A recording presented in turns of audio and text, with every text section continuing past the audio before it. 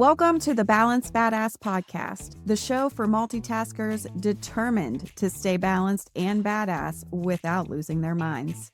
Every week, we help you manage your overflowing calendar and household, making sure you still have time to breathe, laugh, and savor that much-needed glass of wine at the end of the day. Think of this podcast as your weekly dose of practical advice, humor, and tough love, just like catching up with a friend who really gets it. I'm Tara Kermiet, your personal growth coach, helping you handle how was your day without a meltdown. Now let's get into today's episode. Let's be honest, most of us have worked for someone who made us question if we were actually losing it.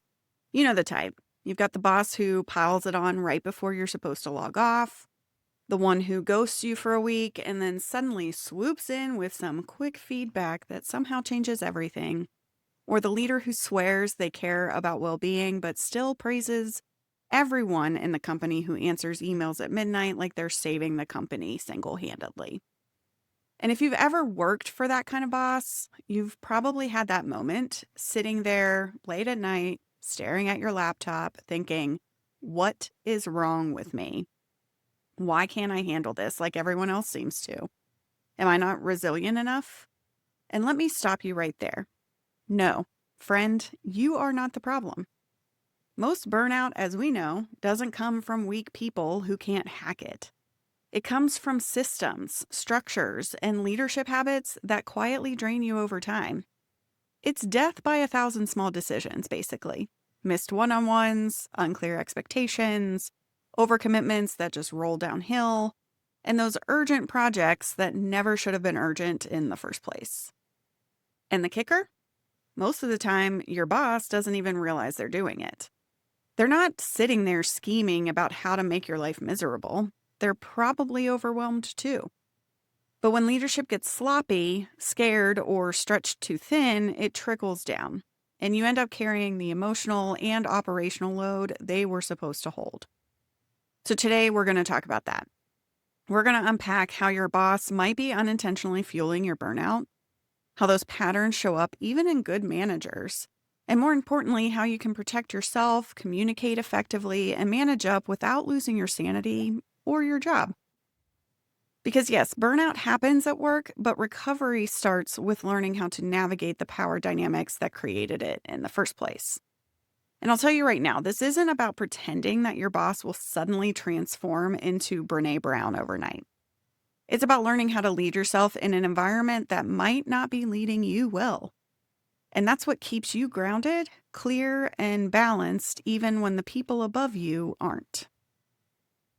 Most bad leadership isn't malicious. It's unaware and maybe even a little bit naive. Your boss probably didn't wake up this morning thinking, how can I make Tara's life miserable? They woke up thinking, how do I keep this department afloat? And when people start leading from fear, scarcity, or even pressure, everything shifts, and that's usually shifting downhill. Now here's how it happens. They say yes to everything because they don't want to look like the bottleneck. They take on every request from above because they're terrified of being seen as uncooperative. They stop making real decisions because making the wrong one feels much riskier than making none at all. So instead, they spin in endless checking in meetings and last-minute pivots that wreck everyone else's week. And because control feels safer than uncertainty, they start micromanaging. They tighten their grip on the details, but the tighter they squeeze, the more chaos they create. Suddenly, you're not just doing your job, you're doing theirs too. You're writing the reports, interpreting their emails, anticipating what they might want before they even decide what that is. That's what accidental burnout looks like in real life. It's not usually one dramatic event. It's the slow creep of workload, confusion, and invisible emotional labor. You end up doing 3 jobs, getting credit for half of one, and wondering why your body feels like it's in permanent fight or flight. And it's not just exhaustion either. It's hypervigilance too. You start scanning for tone shifts in emails. You rehearse your responses before meetings. You second guess simple decisions because the rules keep changing. That's your nervous system trying to survive in an unpredictable environment. When your boss's anxiety becomes the organizing principle of your workday, it hijacks your energy. You start working not for the results, but for relief, trying to prevent the next flare up or disappointment. And that's how capable, ambitious people end up burned out even while still performing at a high level on paper. So if you've been beating yourself up for not handling it better, I want you to take a breath and just remind yourself that you're reacting normally to an abnormal situation. One where the leadership behaviors around you are signaling danger when all you want to do is do good work and go home with a little energy left. All right, so let's pull the curtain back for a minute because what's really happening underneath all that exhaustion and irritability isn't just you being stressed out, it's your system running on fumes. When you feel burned out, it's because the equation between what's being asked of you and what you actually have to give has gone completely sideways. Too many demands, not enough resources. And in higher ed, we called this having a good balance of challenge and support. And the part most people miss is that your boss holds the biggest levers in that equation. They decide what counts as urgent. They control how predictable your day is, or isn't. And they determine whether you have space to do deep work or whether you spend all day reacting to fires that didn't even start in your department. They also decide how much autonomy you get. Do they trust you to run with things, or do they make you wait for approvals like you're a kid asking to borrow the car keys? And over time, that power imbalance starts to mess with your nervous system. You stop feeling in control, so you start overfunctioning to compensate. You say yes faster, you triple check your work, you anticipate every possible reaction just to stay one step ahead.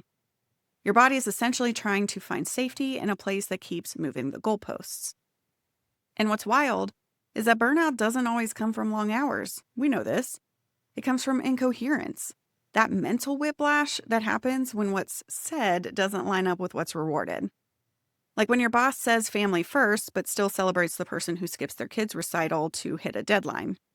Or when they talk about psychological safety, but you see what happens when someone actually disagrees in a meeting. You start to realize it's not the work itself that's exhausting necessarily. It's constantly trying to make sense of what matters this week. That lack of clarity creates tension that you can feel in your shoulders, in your sleep, even in how quickly you snap at the people you love. Your brain stays on alert because it's trying to survive a system that feels unpredictable. And unpredictability is one of the fastest ways to drain human energy, faster than workload or long hours. What you need here is clearer expectations. You need steadier communication and a leader who doesn't mistake chaos for urgency. And when you understand that, you stop personalizing the burnout so much. You stop thinking, I can't handle this, and start seeing no one could thrive under these conditions. And that shift right there is the beginning of getting your power back. Now let's talk about these patterns, because once you can name them, like I always say, then you can stop taking them so personally and do something about them. Have you ever noticed how certain boss behaviors just tend to repeat themselves like a bad rerun? The faces may change, the titles may change, but the energy is usually the same. That's because leadership stress tends to leak in pretty predictable ways, and when you can spot those patterns early, you can start responding with strategy. Let's start with the fire hose boss. This is the one who treats priorities like a game of dodgeball. They're just lobbing them at whoever's in closest range.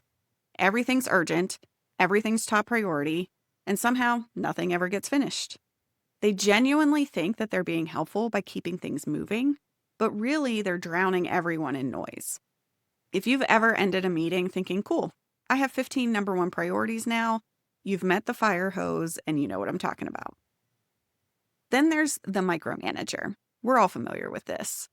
They don't always mean to drive you insane. They just confuse control with competence. Their anxiety tells them if I know every detail, nothing will go wrong. But the irony is that level of control actually creates mistakes because it kills trust, autonomy, and creativity. Micromanagers think they're preventing fires when really they're pouring gasoline on the ones that they started. Next up is the ghost boss.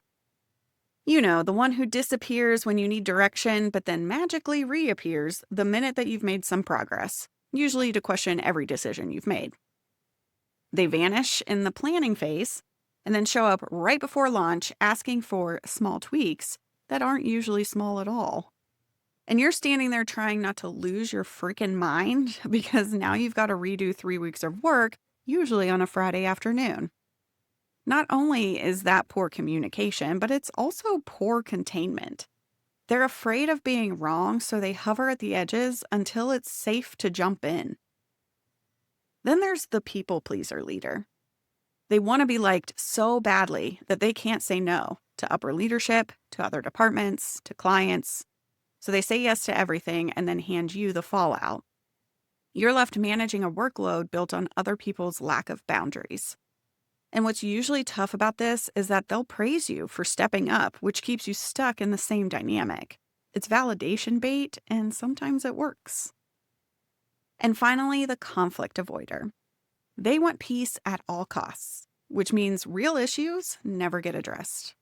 Performance problems go unchecked, accountability goes out the window, and the high performers start carrying the team. You know that feeling of if I don't do it, no one else will? That's what happens when avoidance masquerades as calm leadership. All of these patterns come from the same root, and that root is fear. It may be fear of being wrong or fear of being seen as difficult, maybe fear of failure, rejection, or losing control. But at the end of the day, it's just fear. And when fear is running the show, it trickles down as overwork, inconsistency, and anxiety. The key is learning to see it for what it is. When your boss starts spiraling, you can think, okay, this isn't about me. They're reacting to their own pressure. That small shift in perspective is huge because it creates some of that emotional distance. It lets you stay steady instead of getting swept up in their storm. Because if you can identify the pattern, then you can tailor your approach. You manage the fire hose boss with prioritization. You manage the micromanager with structured updates. You manage the ghost boss by clarifying checkpoints before they disappear again. And you manage the people pleaser by putting decisions in writing so that something, anything, sticks.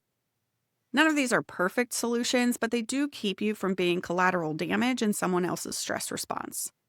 And that's the real skill here because you can't change who your boss is, but you can change the way that you engage with them. And that shift is the difference between surviving a bad manager and being slowly broken down by one. But most of us are never really taught how to manage up. We're told to communicate better or to be proactive, but no one explains how to do that when your boss is reactive, inconsistent, or downright draining. So let's start there because managing up isn't about kissing ass or overfunctioning to keep the peace. It's about stabilizing the system so that you don't get pulled into the shitstorm.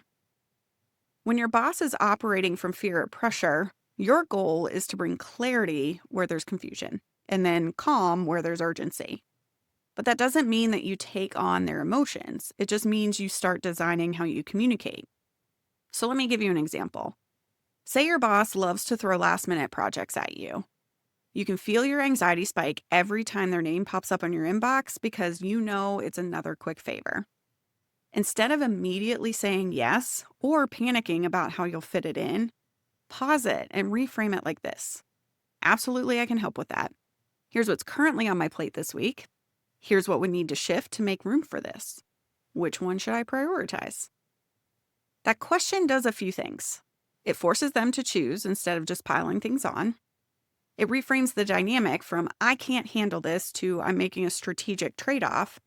And it puts the responsibility for that decision back where it belongs, with them. That's managing up. It's not about being difficult. It's about introducing logic into a relationship that's gotten emotional. When your boss is leading from stress, they're not thinking long-term. They're just trying to relieve the pressure valve in the moment. Your job is to slow that reaction down. You're saying, hey, I get this is important. Let's just make sure we do it right, not rushed. Here's another tactic that works wonders. Proactive updates. If your boss tends to micromanage, don't wait for them to hover. Beat them to it. Send short, structured updates that say, here's what's done, here's what's next, and here's where I might need some input from you. That's it. Clean, confident, and contained. You're signaling that you've got this without saying it out loud. And what usually happens is the micromanaging starts to taper off a little. Not because they suddenly trust you, but because they stop feeling the need to control what they can already see. But managing up is also about anticipation. Think about your boss's biggest anxiety trigger, because they all have one. Maybe it's deadlines. Maybe it's looking bad in front of their own boss. Maybe it's uncertainty. Whatever it is, once you identify that pressure point, you can communicate in a way that reduces it without taking it on as your own. If your boss freaks out about visibility, you make visibility easy. If they panic about timelines, you bring options early. Say something like, we can hit the date if we scale down the scope, or we can keep the full scope if we push the timeline. What feels right for you? You're guiding the conversation back to reason. Now, it's also important to realize that managing up doesn't mean fixing your boss. It means protecting your energy while maintaining your influence. It's basically leadership without the title. It's saying that you see how this system runs and you're going to run your part of it with intention. And yes, that's harder than just venting about how bad they are, how much they suck, and how terrible of a situation you're in. But it's also a hell of a lot more effective. Because once you start managing up from clarity, you stop being reactive. You stop waiting for them to set the tone. And you start walking into meetings with a calm, grounded energy that quietly says, I'm not here to absorb your shit. I'm here to get shit done. And that energy shift creates a 100% noticeable difference. You become the person who can hold steady when everyone else is spiraling. And that's effective and strategic leadership. Even if you never get the title, you're practicing it every time you choose discernment over reactivity. So no, you can't control your boss, but you can absolutely control how you engage with them. You can design how information flows, how expectations are set, and how decisions are made. And when you do that, you stop being at the mercy of their stress patterns and start leading from your own sense of stability. Now, the reality is that we still need to talk about protecting your energy in real time because this is where a lot of people lose it. You can communicate boundaries all day, but if your body is still in fight or flight, you'll default to overfunctioning. So step 1 is learning to co-regulate instead of absorb. When your boss is spinning out, your nervous system wants to match their energy. Instead, slow your tone, slow your breathing, and ask a grounding question. Can we pause for 30 seconds to decide what's truly urgent here? You'd be amazed at how many meetings you can recenter with one calm sentence or question. Another tactic, track your own load signals.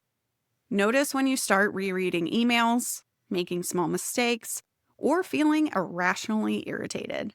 That's a sign of cognitive overload. And when you see it happening, use micro resets like stepping outside, drinking water, changing your posture, and getting sunlight. It sounds small, but biologically, those actions regulate cortisol faster than powering through. And that's what keeps your brain capable of discernment instead of spiraling into frustration. Now, sometimes it's not just your boss.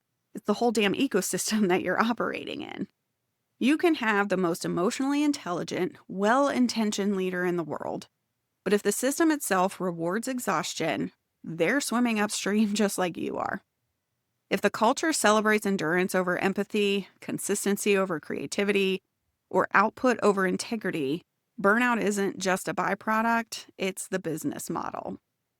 That's when you have to stop asking what's wrong with me and start asking what's wrong around me. And here's where this gets tricky because you can love your boss and still be burned out by the system that they and you work in.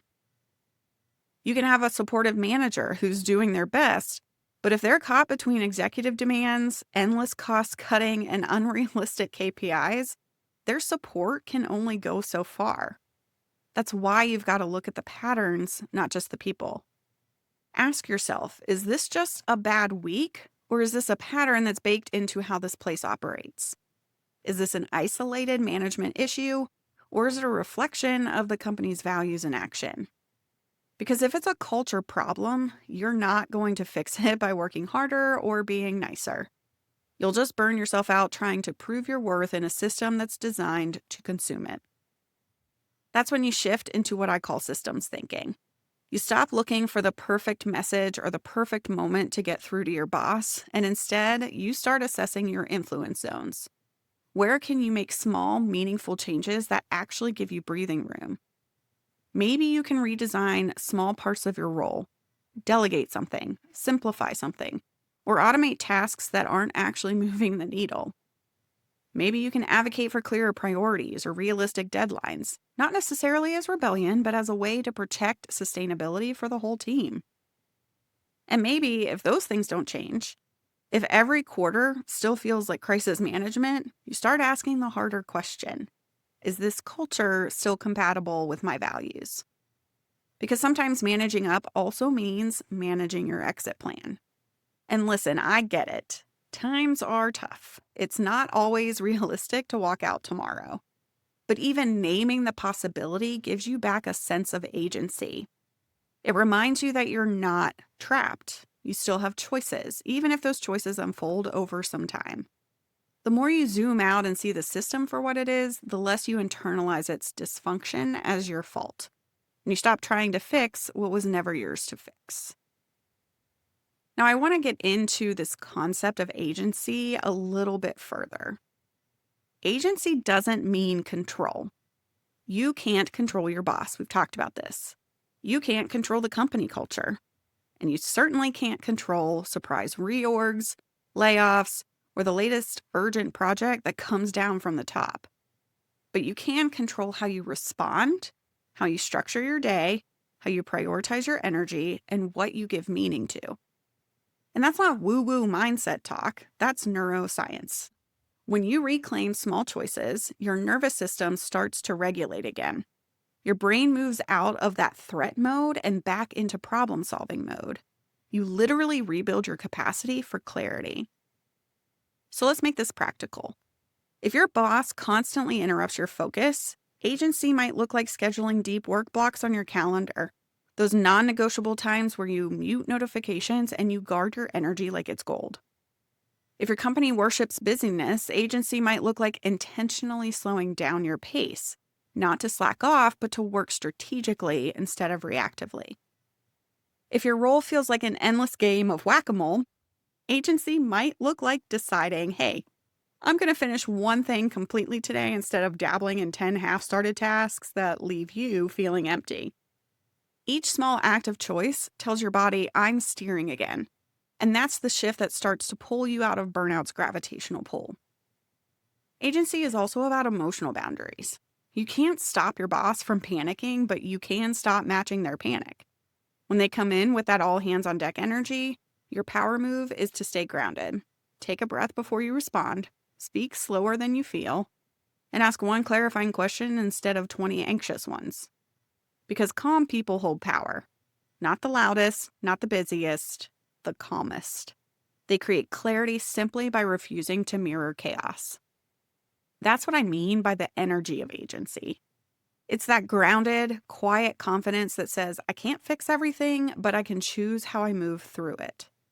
And when you start leading yourself that way, it changes how people interact with you. Your boss stops seeing you as just another overwhelmed employee and starts seeing you as someone who brings stability. Your peers start mirroring your pace instead of your panic, and you become the emotional thermostat in the room instead of the thermometer. Listen, we throw around the word burnout like it's an individual flaw.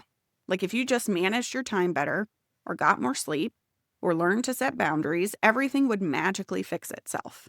And don't get me wrong, we absolutely play a role in our burnout, but you're still operating within a system, so we have to consider that as well. That's why this isn't just about fixing yourself. It's about learning to see the system for what it is and choosing how you want to move through it. Because once you start recognizing the patterns, those fear-based decision-making, the false urgency, the inconsistent leadership, you stop internalizing it. You stop taking every reaction or unreasonable ask as a reflection of your ability or worth, and you start seeing it as data. And data gives you options, gives you room to pause before saying yes. It gives you the language to negotiate priorities instead of apologizing for having them. And it gives you the clarity to decide what's fixable, what's tolerable, and what's no longer aligned. So if your boss is accidentally creating burnout, remember that you can hold compassion for them without surrendering your boundaries.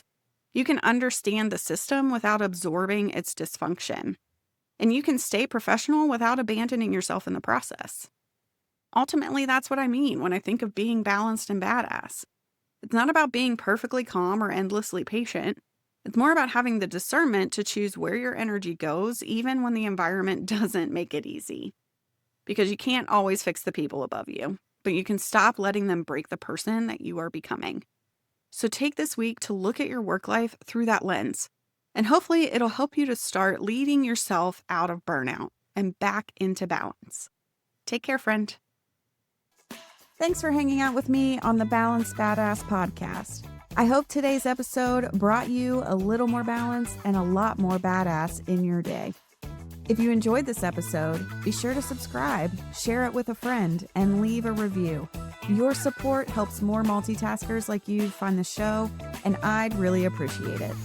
Until next time, take care of yourself and make good choices, friend. I'll catch you next week.